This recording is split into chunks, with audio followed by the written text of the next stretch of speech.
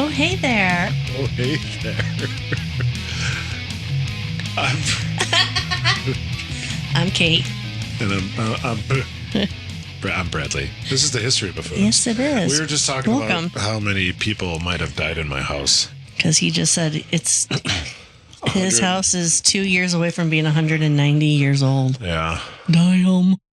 Damn. And that's why it is so warm in here. Yeah, because we're in the servants' quarters, which is also called the pod loft, also called the guest room. Mm-hmm. And I'm pretty sure people perished here. God damn. Maybe not in a nefarious... All right, you need to cut that shit off. Sorry. Maybe not in a nefarious way and all, but there's probably a good chance that people have moved on. Mm-hmm. We'll just say that. Wow, that got dark. Do you have an uplifting story you're going to teach me today? Oh no, is this going to be depressing and sad? Like 95% of these? No. Or am I going to get pissed off? No. You're going to have opinions, yes. I always do. It's not a sad story, but it's, well... What are you going to teach me today? Okay. We're going to talk about a shipwreck. Oh, called shipwrecks. Called the Mignonette. Mignonette.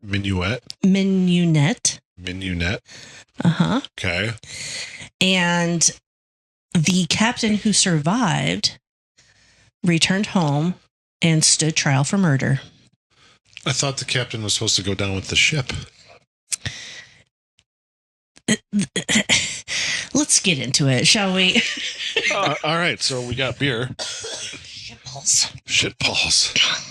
So I found a variety pack because a lot of times when we look for our podcast beers, oh wow, she's going straight to town. I have a tickle. A tickle.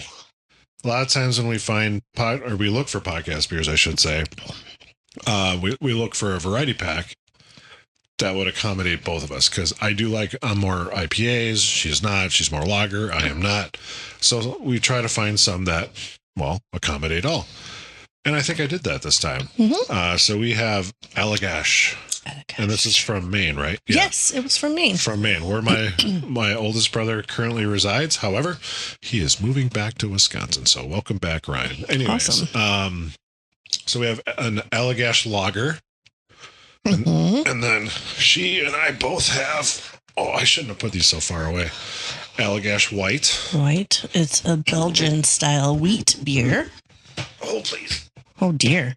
I know. And then I have the other two, and I'm going to drink these in terms of ABV. So the first one, what did we just determine? That was 5%? That is, 5%, and then the Belgian is 5.2. And then they have a hazy IPA, which is 6.7. And then they have a Belgian style ale, a triple, which is 9%. So if you add it all up, you get fucked up. And that's why that one is your last. That's my last. So if I even make it to that. And I have the remainder of my... So a lot of times when I set up our podcast, I have a podcast setup beer. So I have the remainder of my summer shandy to cleanse my palate between each beer. Oh, she's already been going to town on this. So. My tickle is subsided. So my tickle. My tickle. All right. Well, I'm glad your throat tickle is gone. Yeah, it's for now. It's good. Have a sip. It definitely smells like a lager. It's good. I like it. Crisp, refreshing. I mean, balanced. That's pretty much what it says on the front. I forgot the balance part. Okay, so. Yes. When you think of yacht, what do you think of? Yacht rock. What is that? I don't know. It's a style of music. Oh. I don't really understand why they call it yacht rock. Okay. When I think of yacht, I think of a yacht. What does that look like? A giant boat. Really rich person's boat. A really rich person's boat. Yeah, I mean... Maybe multiple decks, lots of windows, maybe a hot tub. I think of... I just lost the name of the movie. Kate Hudson, Matthew McConaughey. They're in the Caribbean. Gold or Fool's something. Gold. Yeah, thank you. Jesus. With older Sutherland. Donald? Mhm. Fuck. Old Mr. Sutherland? Oh, it's Donald Sutherland. Yeah. thank you. I'm like, I second guess his name now, too. It's a cheesy movie, but I like that movie. I've never seen it. Matthew McConaughey is great in it. But Kate Hudson works on Donald Sutherland's yacht Oh, okay. in that movie. And, they have a whole cooking crew and everything, and it's wild. So I think of yachts being a really rich person's Yeah. thing. Well, the Mignonette yacht, How do you spell that? it's like French. Oh, so it's spelled weird. Mignonette. Oh, yeah. Oh, Mignonette. Mignonette. Pretty much. But it was nothing like this, and it was still considered a yacht. So what time are we talking about? We are talking about 1800s. Let me continue. So- Do you come across a year? I do. Okay, thank goodness. Because that was a weird just let it lie. It was like 1870s, maybe. I don't remember. Oh, my house is older than 1880s. 1880s. that. Okay. Okay. Anyways, let's go. So the Mignonette measured about 52 feet from bow to stern. Is that a pretty good size yacht? No, it's small. Is it? A school bus is about 40 feet. Oh. Wow. That's not very big at all No. then. I mean, I know that's another 10, 12 feet, whatever, but Yeah. no, No, that's not very big at all. no, it's not. What was the width? I really wanted to. It's not part of my ring thing, all right? really want to throw something at you right now. So she had originally been built in England in 1867 as a pleasure yacht, Okay. and it was intended for short coastal trips. Sure, which makes sense. Exactly. And it would just be like a comfortable afternoon sailing before heading back to port, right? Nothing big. Yeah, a leisure cruise. Crossing half the globe was not what she was intended to do. No, not. I can't imagine it was if it's only a little bit bigger than a school bus. You're not going to take that across the Atlantic. Nope. That sounds like a terrible idea. And yet they do. Oh, On a vessel this size, every person mattered. of course. For yeah. this yacht, the lucky number was 4. So there was 4, including the main guy who. Nope, just 4. Oh, wait, what? The captain plus 3 others. I get that. There's 4 people. Oh, not including that's the crew, Mhm. not the people that go. I'm confused at what you're telling me. The yacht has a crew of 4. Yeah. And was there anyone else on? No. Okay. No. You say that like I should have fucking known that. You don't You're coming up with these questions. You don't even know how wide it is, and I'm supposed to know there's only 4 people on this fucking I thing? told you the lucky number was 4. So he murdered 3 people, is what they say? No. What the fuck? Let's keep going. Jesus Christ. So if heavy weather damaged a sail or snapped a line, all 4 of these people need to be all hands on deck. If someone gets sick, the other 3 have to pick up the slack, right? Obviously. Right. So everyone was expected to climb the rigging and handle the sails and keep watch while the yacht was moving toward Australia. A wealthy... What? Nothing. Go on. This is my second Australian story in a row. Yeah. Yeah. They don't make it, so it's fine. Spoiler alert. Jesus Christ. I said there was a shipwreck.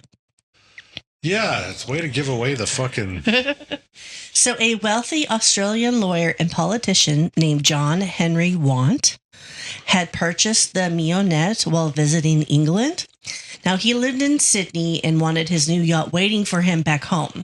Okay. Today, that wouldn't be much of a challenge. A modern shipping company would lift the yacht onto a specialized cargo vessel, Yeah. secure it to the deck, and unload it like a week later on Sure. the other side of the world. Yeah, of course. In 1884, Things a bit different. a little different. Yeah. I If mean, you- they still had sails. Exactly. If you bought a yacht in England and wanted it in Australia, someone had to sail it there. That's usually, that's pretty much the only way. Yes. And this trip was about 15 1,000 miles. That's about... This little itty bitty yacht. That seems like a lot for a little guy.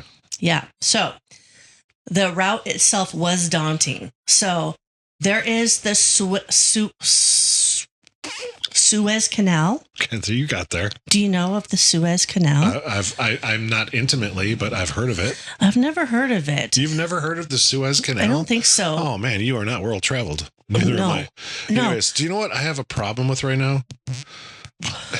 Is the fact that you brought up a school bus and then a yacht. So instead of school bus rock, I think a school bus yacht. And I can't get that out of my head. Schoolhouse rock, right? Yeah, but I changed it to school bus because I know it's schoolhouse rock. Then you said school bus yacht. Okay, so the Suez Canal was opened 15 years earlier. Okay. And it still wasn't considered a practical route for many sailing vessels. So are you going to give us some information on where the Suez Canal is for people who might not know, like yourself? Yes. So it is an artificial sea level waterway in Egypt, and it connects the Mediterranean Sea to the Red Sea, which divides Africa and Asia. Correct. And I didn't know that. That's so cool. Now you know, and knowing's half the battle. I know, it's so cool. So instead, most ships sail bound for Australia would still travel south through the Atlantic and then around the Cape of Good Hope at the southern tip of Africa. Right. South Africa. And then they would cross the Indian Ocean, finally reaching Sydney. Well, that's why you have a lot of British ties to South Africa, because that was the route they took. Yeah. So they would stop there and they created a colony there as well. It's amazing how far the British went. Yeah. Honestly, for such a small country. For the island they were, it was just like, yeah, we're going to pretty much conquer like the known world. Yeah. And then, oh, hey, there's something over there. Let's go get that. Yeah. So it was one of the longest and most demanding sea voyages in the world. The Cape of Good Hope had earned a reputation for violent weather long before the Mignonette ever left England. Sure. So powerful currents from the Atlantic and the Indian Oceans collided there, and that would create unpredictable seas. Okay, sure. So, even so, the captain, Thomas Dudley, had every reason to believe that he could complete this voyage. Oh. He was an experienced seaman. Another officer named Edwin Stevens had spent years at sea as well. Okay. Excuse me. And then there was Edmund Brooks, who was also a capable sailor who knew his job well. And the fourth man was a 17-year-old cabin boy named Richard Parker.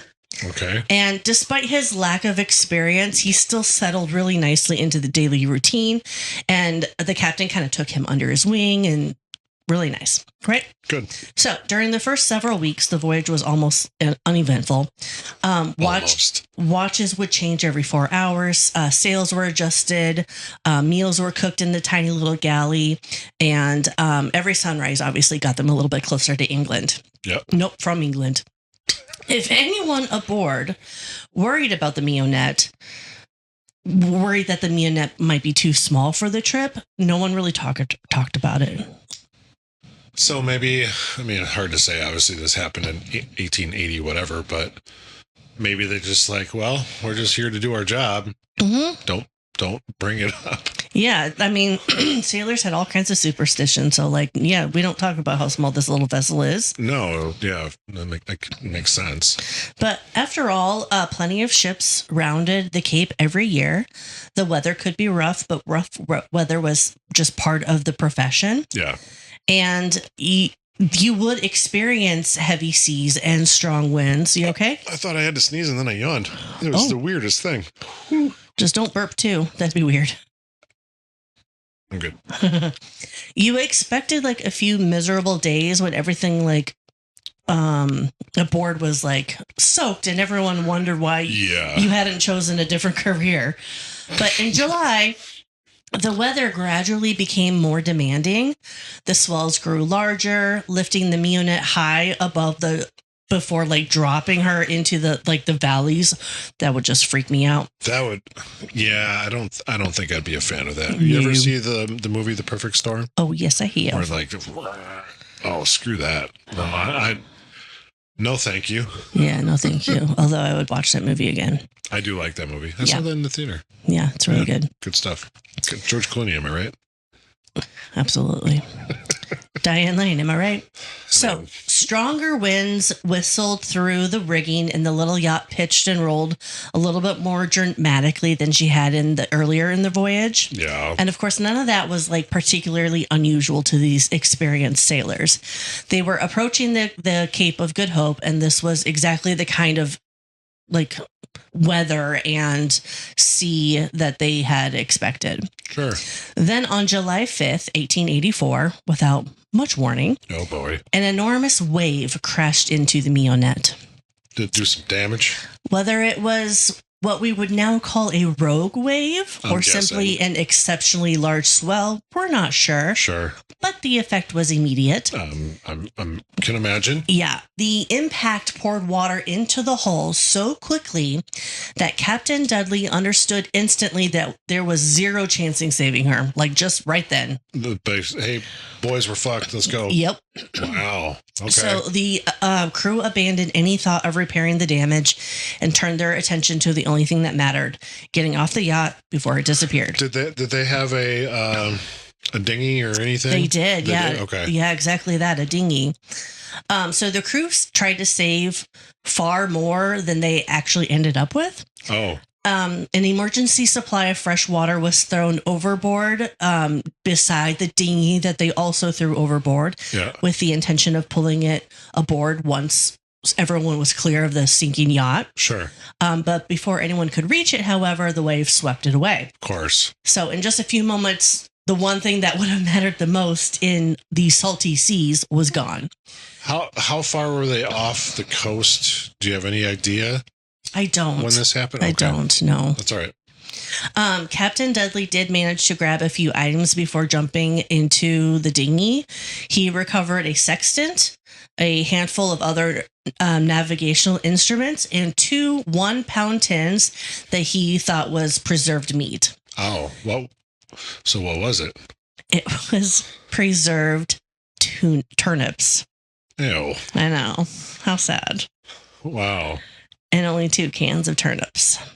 Turn ups, more like turn downs. Everything terrible. Yeah, everything else disappeared with the Mignonette after 5 minutes. That's all it took to sink? That's all it took for the Mignonette to sink was 5 minutes. Now, are they getting this information from Dudley from when he gets back? Yes. Basically? Okay. Yes. And I only mentioned him because a murder. Well, that's the only one I mentioned. I know. But. Well, you mentioned the others. Yeah. But you said he was tried for murder. Yeah, he was. So for the first few minutes after Mignonette disappeared, nobody smoked. They're all like, I mean, could you... What do we do? What do we do? Could you imagine the first thing that would go through your brain? No, because I would not be in that situation to start with. Well, touche. But let's put you there. All right, Kate. You're on a boat. It's going down. You hop in the dinghy. Do I have a life vest? No, it's 1880 whatever. I don't think they even know what those were. I mean, maybe, but what would be the first thing you would say? I would probably start crying. Yeah, I could see that. I think I would just sit there and look at it and go, fuck.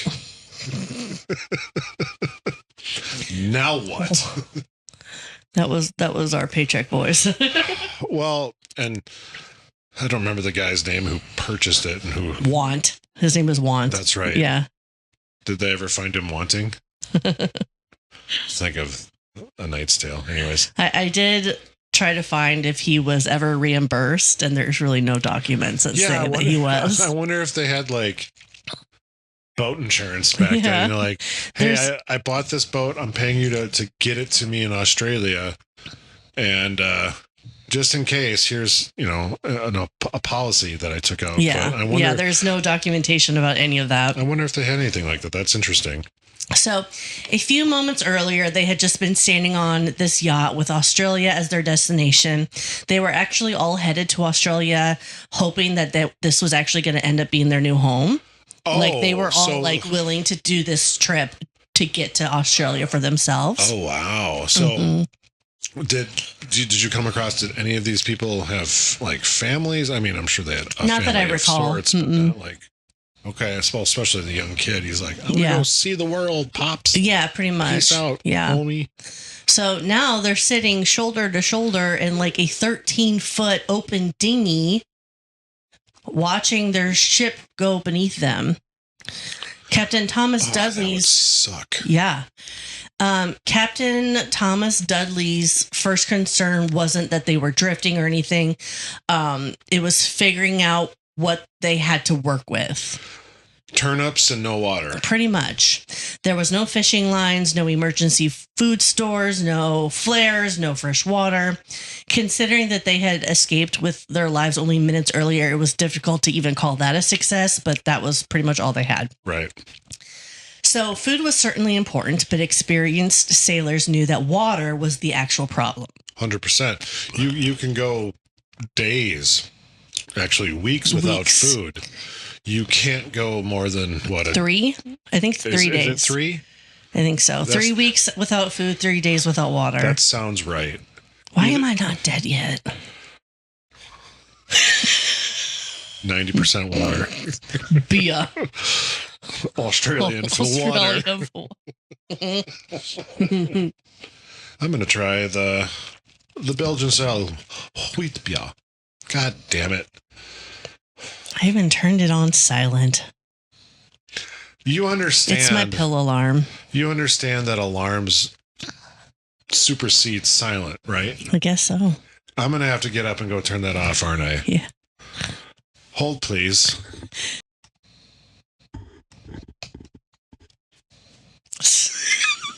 He's mad. I'd like to say something real quick and point out, and yes, there might be a reason for it, but it's still true. My phone has never gone off during the middle of the podcast. You want to know why? Because Kate's being recorded with it right now.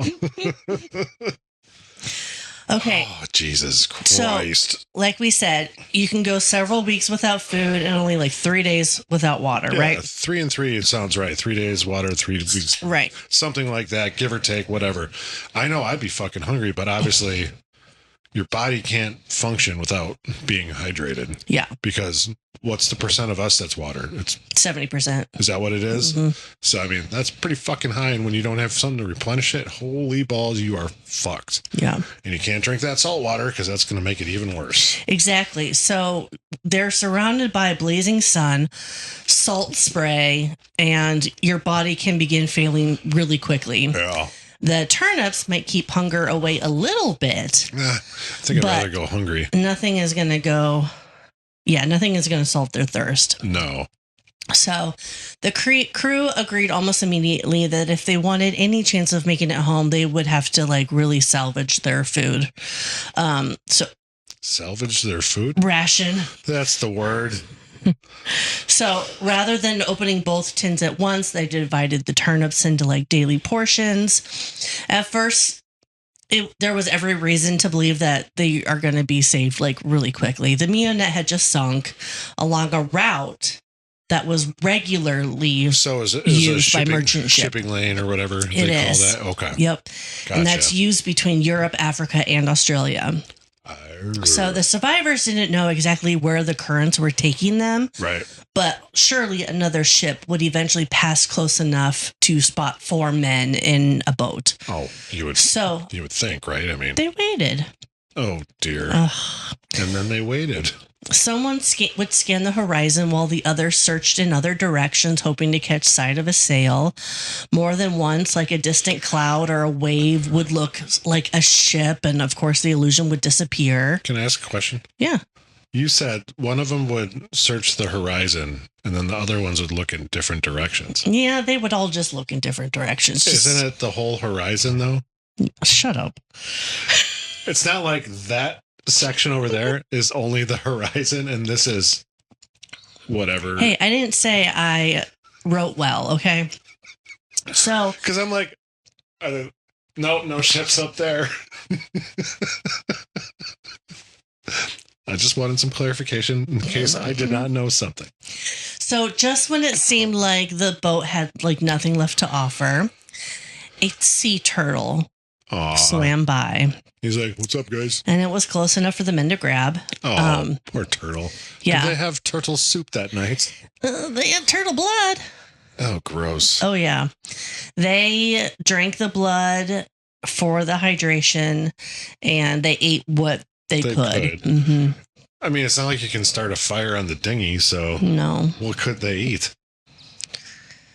Raw turtle? Yeah. Gross. That sounds fucking terrible. Yeah. All right. Yeah. Okay. What color is their blood? Red? I would imagine. Just curious. Okay, so unfortunately, the turtle didn't last long. 4 starving men can consume a good amount of food, but you can't survive without water. Not even, especially when you're drinking blood. Yeah. Good Lord. Rain became increasingly scarce. Of course. Mm-hmm. Whenever dark clouds appeared, the crew did everything they could to catch the rain. They stretched out their clothing, used whatever containers they had, like the turnip tins or whatever. Yeah. And drink immediately because they had no way to store it as well. Well, yeah, it's not like it's going to sit in there, mm-hmm. so you might as well drink it right away. So some days they collected enough to help. Other days there wasn't a single drop. Jeez. As the days wore on, thirst became far worse than hunger. As we just kind of discussed. So most survival experts will tell you that starvation is miserable, but dehydration is torture. Yeah. Your mouth dries out until swallowing becomes painful. Then your lips crack, your tongue begins to swell. Yeah. Headaches become constant, and the cruelest part was that the men were surrounded by water every minute of every day. Isn't that just fucking wild that you're around? You're literally touch it. Yep. And it's like, can't drink it though. And isn't that why like a lot of people who are stranded like that kind of go mad because then they start drinking the water because their brain just can't differentiate what it is anymore or something like that? Yeah. All right. So Captain Dudley, Edwin Stevens, and Edmund Brooks all understood why they can't drink it. They're all seasoned sailors. Uh-oh. Every experienced sailor knew that drinking seawater would make things worse. So the kid didn't know that? Yeah, he did. Oh. The salt concentration is so high that your kidneys cannot process it without using even more water from your own body. Right. So it makes you constantly want to have it then. And it's really, really bad for you. Yeah. So instead of relieving the dehydration, it increases it. It increases it. Yeah. Yes. Richard Parker either didn't fully appreciate the danger, or he just ignored it, or he simply reached the point where the risk no longer mattered to him. Sure. So he's 17 years old. He's exhausted, terrified, and so thirsty that every instinct in your body is like screaming at you to drink the water that's literally inches from your face. Yeah. And at some point, what I heard was, in the dark of night, he snuck seawater. Oh. And he drank it. So he's like, they're sleeping. Mm-hmm. Oh, fucking hell, dude. And of course, after a very brief moment of relief, he started getting sick and even more thirsty. Even more thirsty. Oh, dear. He became violently ill. He would drift in and out of consciousness over the next couple of days, and eventually he would lay motionless at the bottom of the boat. The older sailors would watch helplessly as their younger crew member faded right before their eyes. Yeah.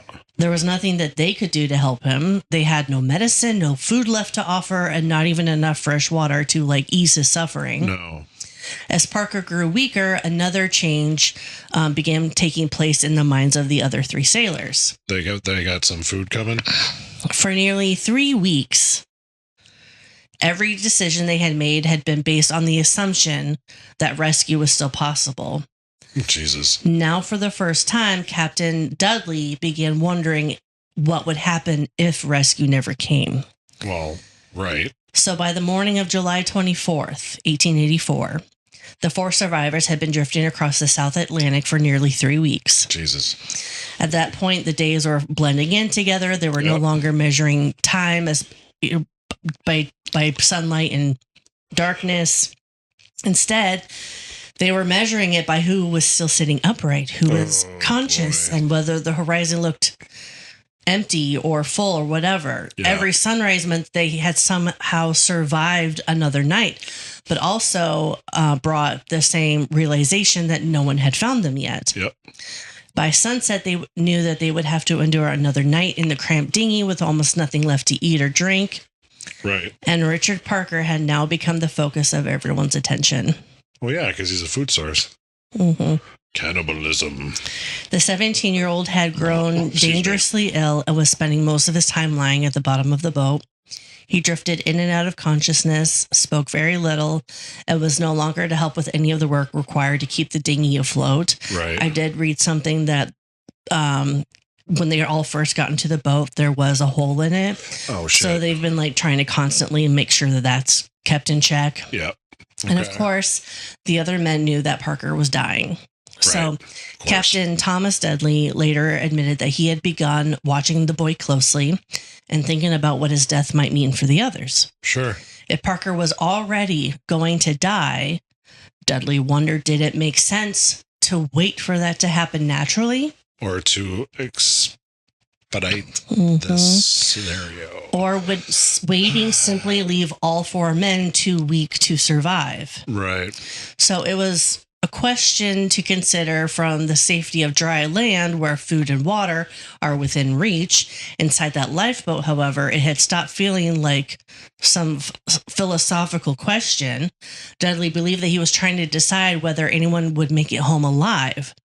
For several days, he had been discussing what sailors sometimes called, quote, custom of the sea. Okay. According to this supposed tradition, shipwrecked sailors who had exhausted every other option might draw lots to determine who would be sacrificed so that the others could survive. That's wild. Historians still debate how widespread that custom really was. There were documented cases of shipwreck survivors drawing lots, but it was never an official maritime rule, and it certainly was not accepted without controversy. Well, yeah, because you're talking about eating somebody. Mm-hmm. So even sailors who believed such a custom existed generally understood it as a last resort. God, I would hope so. Yeah, something considered only when every hope of rescue had disappeared. Seemed, like nothing was going to happen or go their way. So they're like, hey, we need to survive. Which one do you want to be dinner tonight? Yeah. And hopefully for the next few days. But the difference is drawing lots is everybody's in on the situation. Not like this where, well, he's the weakest of the 4, so let's just do him in so the 3 of us can.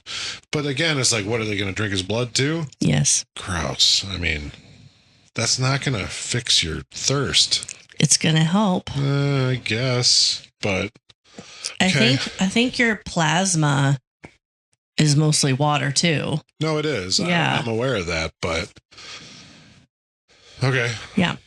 So the idea for this came up on the dinghy more than once, but the men never carried it out. Sure. No names were placed in a hat. No straws were, picked or whatever.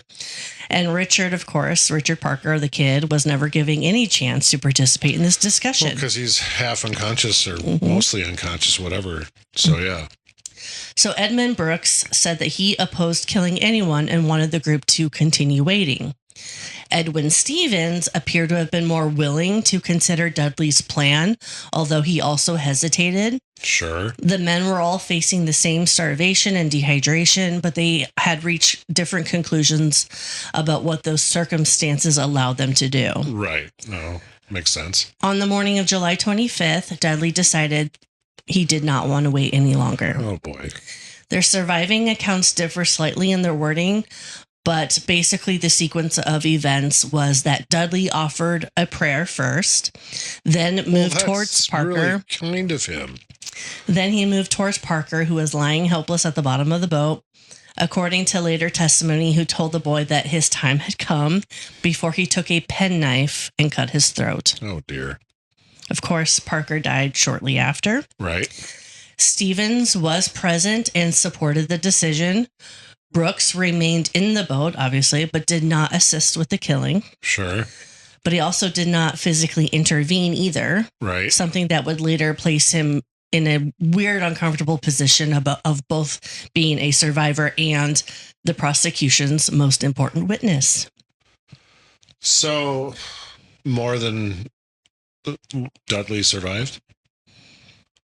The captain survived, yeah. That's the only one. No. That's what I just said. The three of them survived. Yeah, right. Yeah. Okay. Yep. So there is no evidence that the men celebrated or treated Parker's death casually. Whatever relief that they felt at having food was mixed with the knowledge that they had deliberately killed the youngest and weakest person in the boat. Right. They had made a choice that they could never undo, and even if it saved their lives, they would eventually have to explain it. Oh, of course. The three survivors used Parker's blood to relieve their thirst and consume parts of his body over the following days. It obviously a dark detail, but leaving it out would kind of soften the reality of what actually happened with him. Mm-hmm. Dudley, Stevens, and Brooks believed Parker's body was the only remaining source of nourishment available to them. It's wild. And by that point, they were convinced that eating him was the difference between survival and death. I mean, cannibalism's wrong on so many levels, obviously. But, like, let's take that away from it for a second. It's like, okay, you have this body now. You have some meat, the muscle. How do you just eat it raw? Mm-hmm. Wow. I mean, it's not, again, you can't start a fire on this boat. You're going to burn your boat down. That's fucking crazy. All right. Anyways, carry on. So, wow. At the time of Parker's death, yeah, the men had no idea how close they were to being rescued. Probably pretty close. Over the next few days, the food gave them a small amount of renewed strength. They still had no control over where they were drifting, and there was no reason to believe any other ship would suddenly appear after so many empty days. This, not to make light of Parker's death and all, but I just feel like in Pirates of the Caribbean, where he pops out of the coffin, he uses the guy's leg as a. They got two legs. So on the morning of July 29th. So 4 days after Parker was killed. Uh-huh. There was a ship. Oh, of course there was. Yes. It was a German bark. Bark? Like with a Q? Barque. Yeah. Yeah, it's just like a big masted ship. Okay. A German bark called the Montezuma. Mm-hmm. Did it have its revenge? The vessel happened across the path of the drifting dinghy, and once the crew spotted the survivors, the rescue was actually pretty quick and straightforward. Did they just toss Parker's body over? Or? I didn't read that. If they did, or if they brought him aboard, like, I don't, it was 4 days though. See, and that's the thing. 4 days, they clearly were eating him. Yeah. I mean, I'm sure the blood didn't last very long. Yeah.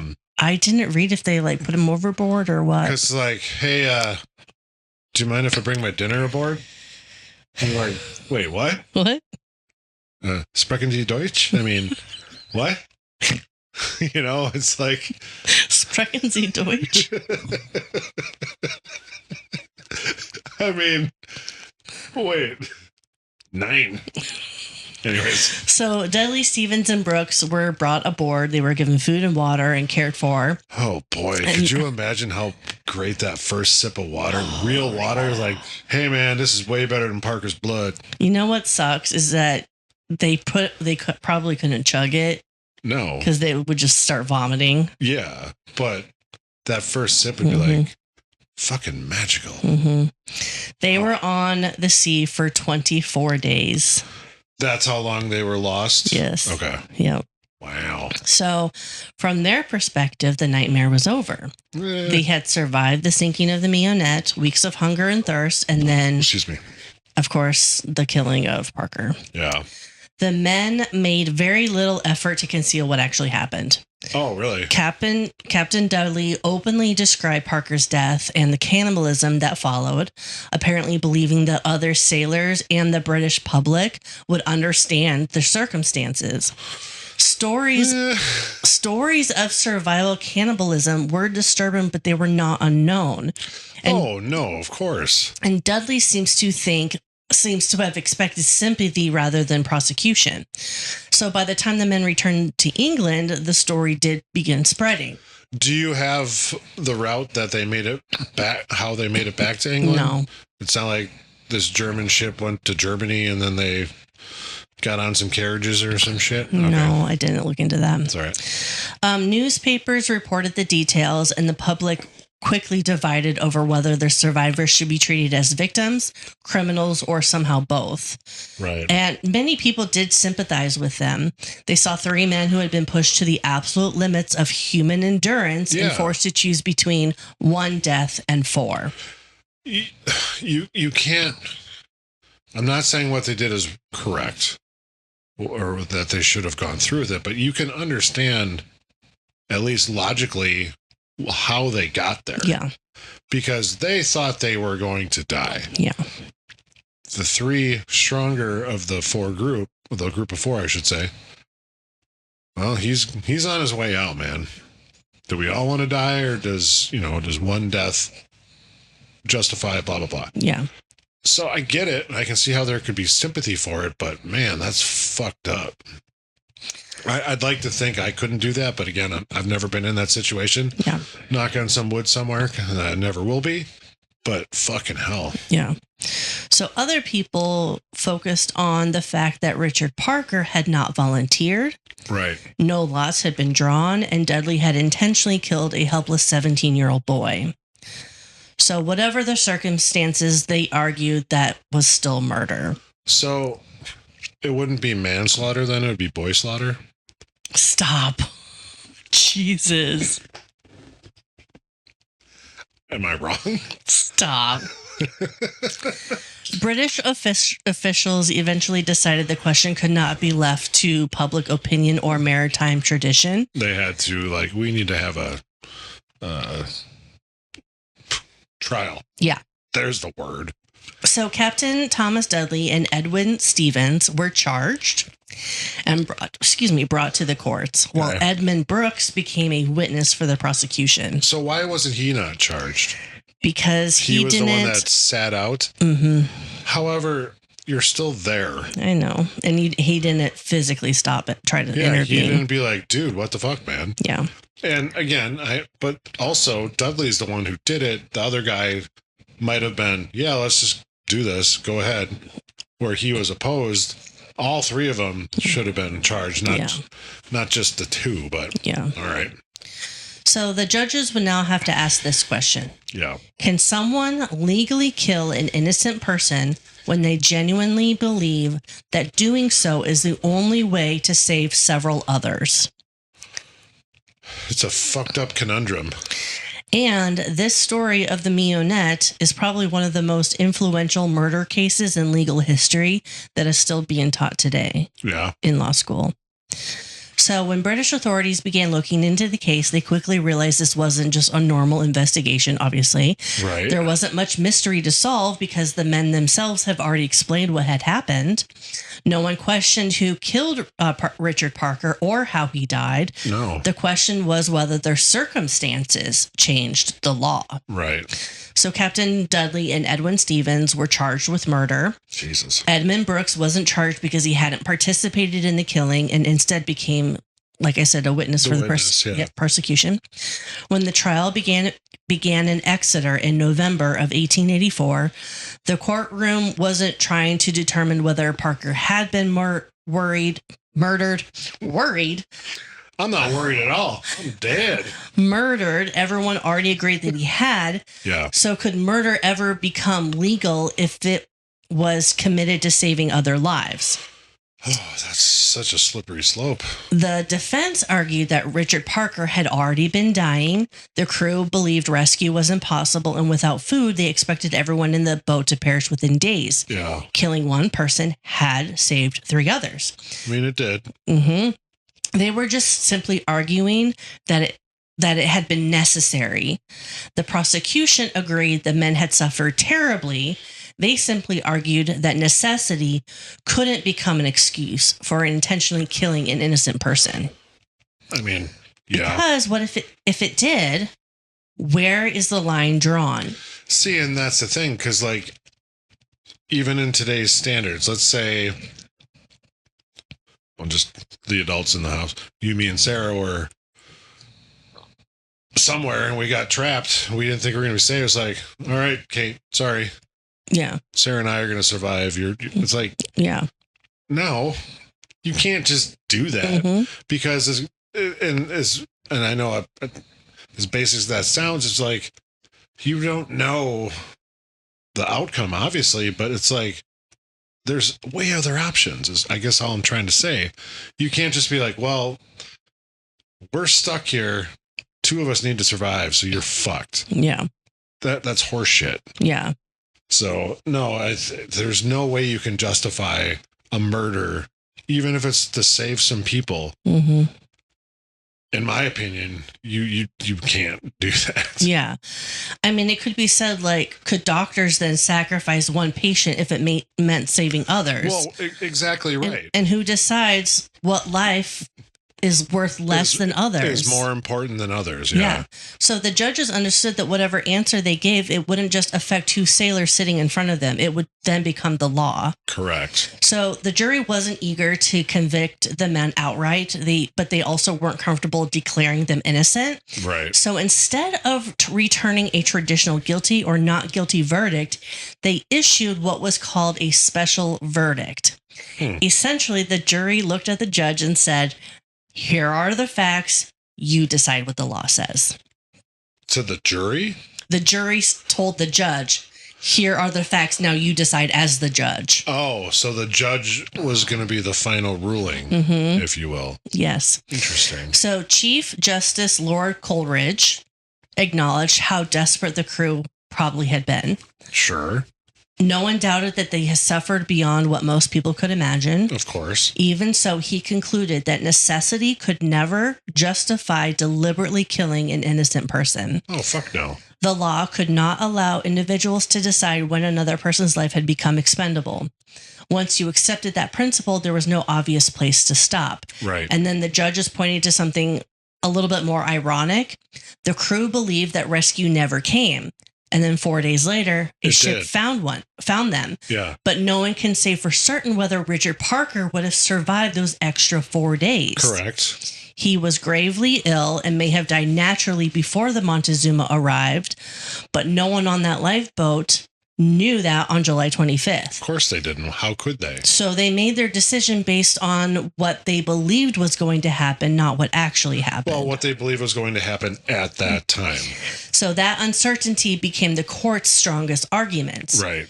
The judges found Dudley and Stevens guilty of murder. Sure. Under English law, the mandatory sentence was death. Death. Sound like they took their ears away?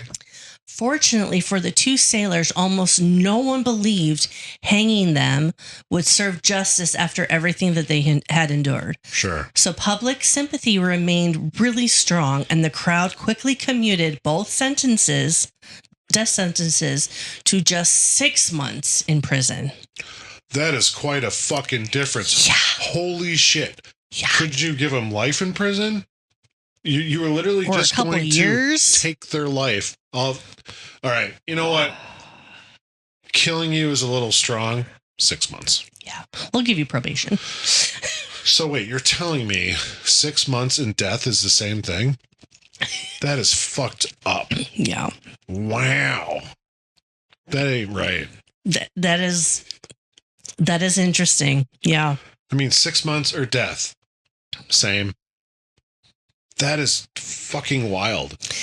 So legally, the court had declared them murderers. Yes. Practically, the government acknowledged that their circumstances were unlike almost any other case in British history. Right, which I get and I respect.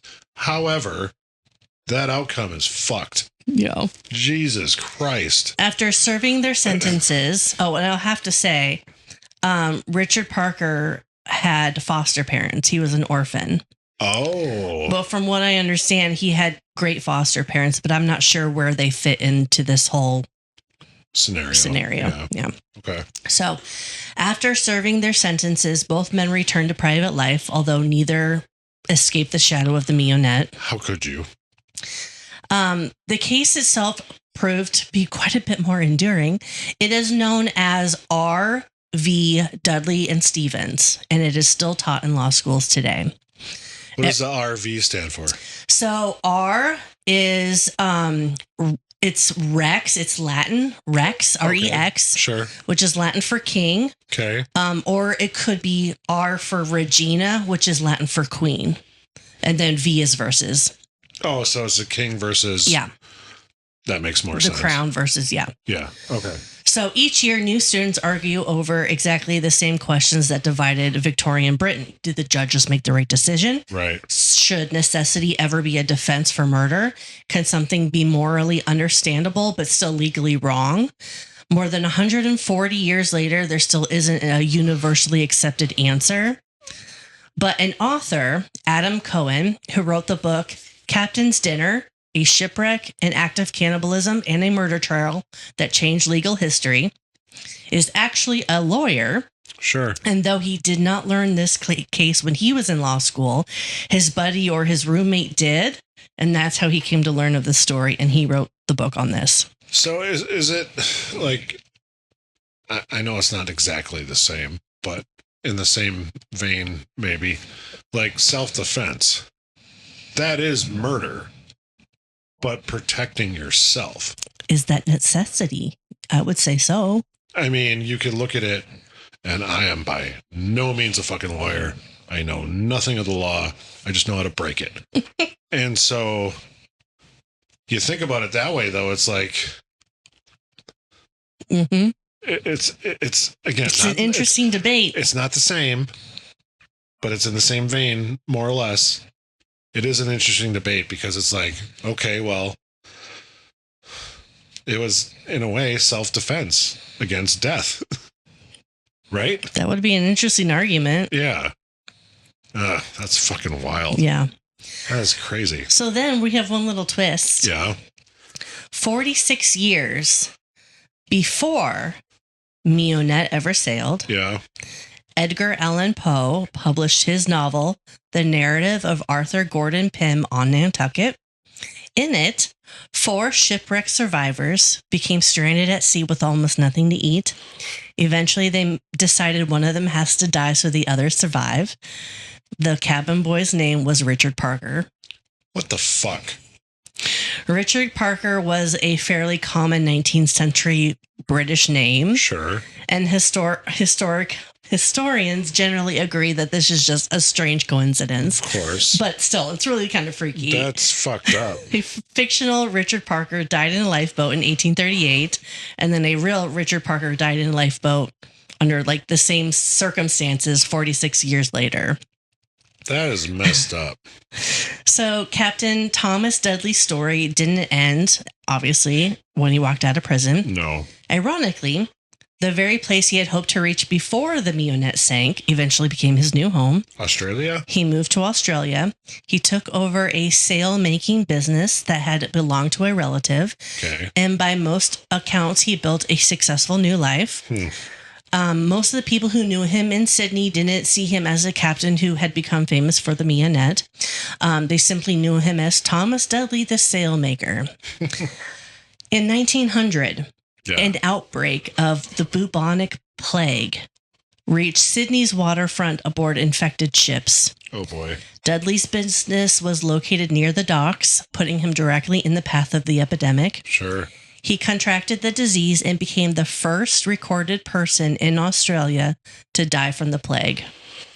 After surviving a shipwreck, weeks of starvation, a murder trial, and a death sentence, Thomas Dudley ultimately lost his life to an entirely different disaster on the very continent he had once dreamed of reaching. And that is the survival story and subsequent murder trial of the men aboard the Mignonette. Better check your boobons. Fucking hell. What a way to go after all of that. Everything he had to go through. Yeah. Murdering a person to live. Possibly. And then he dies from the bubonic plague. That sucks. Yeah. What a shitty way to go out after all that. So some of my little tidbits that I have added here and there, I heard from a podcast called Shipwrecks and Sea Dogs podcast. Okay. And I saw it through YouTube, but it's just audio on YouTube. But Sure. The host actually interviews the author of that book, Adam nice. Cohen. Yeah, so That's I got cool. some of those tidbits from that. So, All right. So last week, hold on. Let me grab my computer. I don't want to knock over a can. Last episode was William Buckley. You got a Buckley's chance, right? mhm. So thought it'd be fun to go over a couple other countries similar, not exactly word for word, obviously, similar sayings. Okay. So Australia, you've got a Buckley's chance. And all of these basically mean no chance in hell. No chance in which hell. is a similar one later, but you have no chance of surviving this or whatever you want to say. Yeah. So Australia's, you've got a Buckley's chance. Russia, which might be my favorite one, when the crayfish whistles on the mountain. That is so random sounding. And it's Russian. It's weird as fuck. Maybe the English translation isn't quite. And that's very possible. Yeah. So when I did find some of these, it did have, and I'm glad that I fixed all this because I did have in their language. I couldn't even read what the Russian one was. Yeah. I'm like, that's just squiggly lines to me. Yeah. But even like there's a Spain one in here, and I'm not going to attempt any of those. Anyway, so that's Russia. France is when chickens have teeth. Okay. Spain, when frogs grow hair. I had a burp, sorry. Bulgaria, when my wooden clogs blossom. Like, who comes up with this shit? Serbia, when grapes grow on a willow. What's going on in Serbia? It sounds like it's something we would say when pigs fly. Hold on. Don't jump the gun here. Italy, when donkeys fly. So like there's a no chance in hell. Doesn't sound like when pigs fly though. Well, pigs don't fly, but it's the same concept as, well, that will happen when pigs fly. I suppose. Okay. And Yeah. Okay. You have a Buckley's chance, which means that's never going to happen. Pigs are never going to fucking fly. Okay. That's fair. Okay. So when donkeys fly, and who was that? That's Italy. Italy, when donkeys fly. Portugal, not even if the cow coughs. What? That's a random one. Mm. Germany, What? when pigs fly. Oh, really? Yeah, you fucking failed. And English, and it's grouped it as English. So Yeah. us and the UK, a snowball's chance in hell, Yeah. which is the one I think we referenced in the episode, or very Something close like to that. it. Yeah. Like no chance in hell, snowball's chance in hell, because obviously a snowball is going to melt in hell. Right. It's not going to do anything. You have no chance whatsoever. Interesting. So those are Okay, say the Russian one more time. when the crayfish whistles on the mountain.